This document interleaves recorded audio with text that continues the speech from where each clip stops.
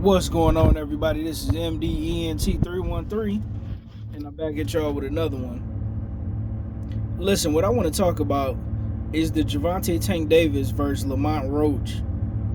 I want to talk about that fight. It's supposed to be coming up, I believe, either December 14th or December 21st. I can't remember exactly. But listen, Tank, he haven't been in the ring for a while, so I guess he's getting a tune-up.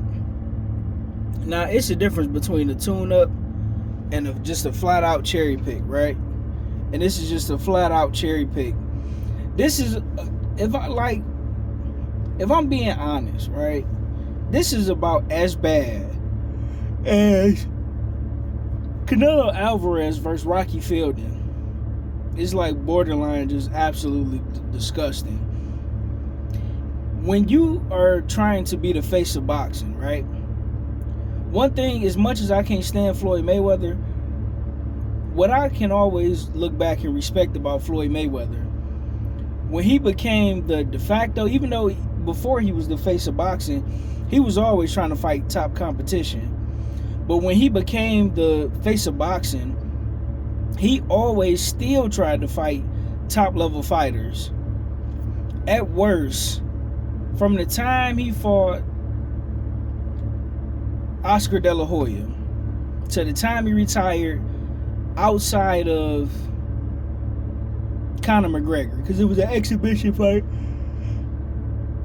everybody he fought was at least had a 40 to 50% chance of beating him. At least so we thought as the public, so we believed, right? Now when they got in the ring and then, the skill started to show, he was clearly more skilled than most of the guys he fought.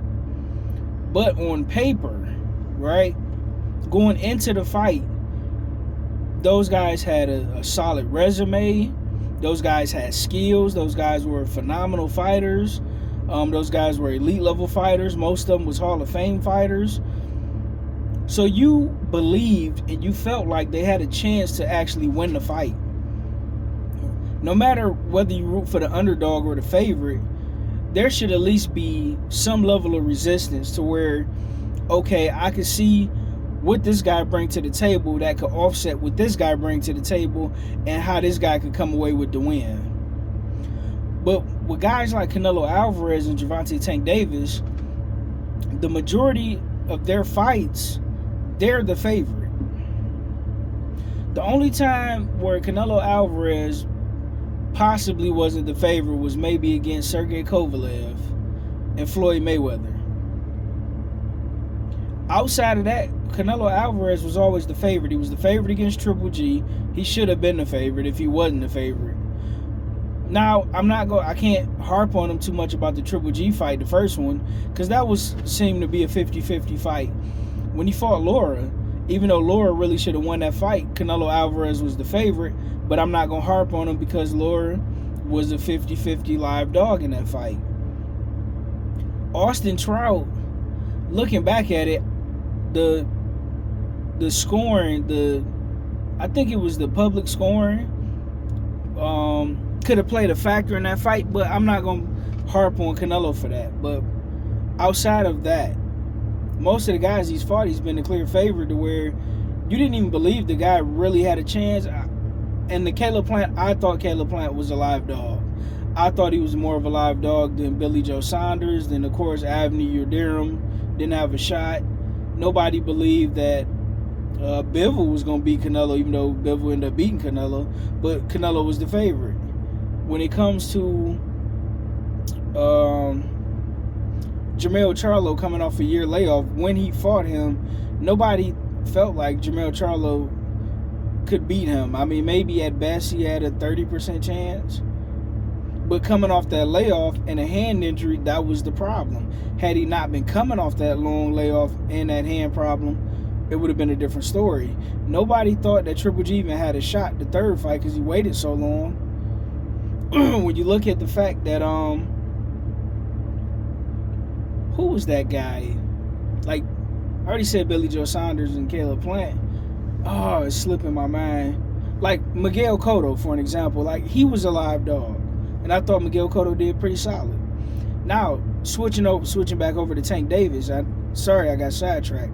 But when it comes to Tank Davis, you never thought Ryan Garcia could really beat him, but you just wanted to see both of them in the ring because they was both big names. But at least Ryan Garcia did have the threat of power. When you look at Leo Santa Cruz, you didn't really think Leo Santa Cruz could beat him. He was just a tall guy, and he did have a solid resume because he was a 4-division champ or a 3-division champ. But you never thought that it was anything that Leo Santa Cruz could do to really beat Tank. Now, I wanted to see him fight Gary Russell Jr. about 5 years ago. He never fought him. Wanted to see him fight Lomachenko at least 3 to 4 years ago. I still think Lomachenko is a live dog in the fight, but I can't hold Tank accountable because Vasyl Lomachenko pulled out, right? He won't fight Devin Haney. He won't fight Shakur Stevenson. He won't fight Teofimo Lopez. He didn't want to move up to fight Josh Taylor. He still haven't fought Regis Prograis. Like guys who we feel like as at least 40 to 50% fights. And this Lamont Roach fight is absolutely, utterly disgusting. I mean, listen, I'm not going to knock him for the Frank Martin fight because I picked Frank Martin to beat him. I thought it was things that Frank Martin could do that could offset Tank. I was wrong. Shout out to Tank. He put on a phenomenal performance. I love that fight. I got nothing bad to say about Tank. I was cool with a rematch with Pitbull Cruz because I liked that first fight. But he was expected to obliterate Pitbull Cruz. Nobody knew who he was until the Gervonta Tank Davis fight. Now the Jose Venezuela fight, I'm cool with that fight. I would support that fight because I know that he's a phenomenal fighter based on what he did to Chris Colbert as well as how he dominated Pitbull Cruz. I think he beat Pitbull Cruz in a much better fashion than Tank beat him, even though I think Tank clearly beat him. That's just my humble opinion. But if you're going to be the face of boxing, you have to fight guys where, especially if you're only fighting twice a year, that we believe have a shot to beat you. Lomachenko, Teofimo Lopez, Shakur Stevenson, Devin Haney. In my order, it'd be Devin Haney because I think he's the closest I think that could beat him. Followed by Shakur, who I think is the second closest who could beat him. Followed by Teofimo Lopez. Followed by Vasyl Lomachenko. But all of those are not only big money fights, but they're legacy fights as well. Those should be the next 4 fights. Jose Venezuela, I don't care what anybody say, that's a legacy fight to me as well as a big money fight. I think all 5 of those guys are live dogs. Even a Pitbull rematch, just because he lost to Jose Venezuela in the fashion that he lost to him in, I still think the rematch with Tank will be good because styles make fights. And I'm cool with that. I wouldn't mind the George Kambosos, even though I don't think George Kambosos could beat him. But I would rather see a George Kambosos with his experience over a Lamont Roach. Now listen, as a black man, I'm happy Lamont Roach is finna get a payday. Shout out to you, but as a boxing fan, I don't want to see that garbage. Go in there and get your money, my brother. Take care of your family, get you a nice payday. But listen, as a boxing fan, like we got to do better than this. If I'm a harp on Canelo for taking the BS fights he take, I can get on Gervonta Tank Davis for taking this BS fight he taking. With that being said, ladies and gentlemen, let me know what you think in the comment section. Like, share, and subscribe.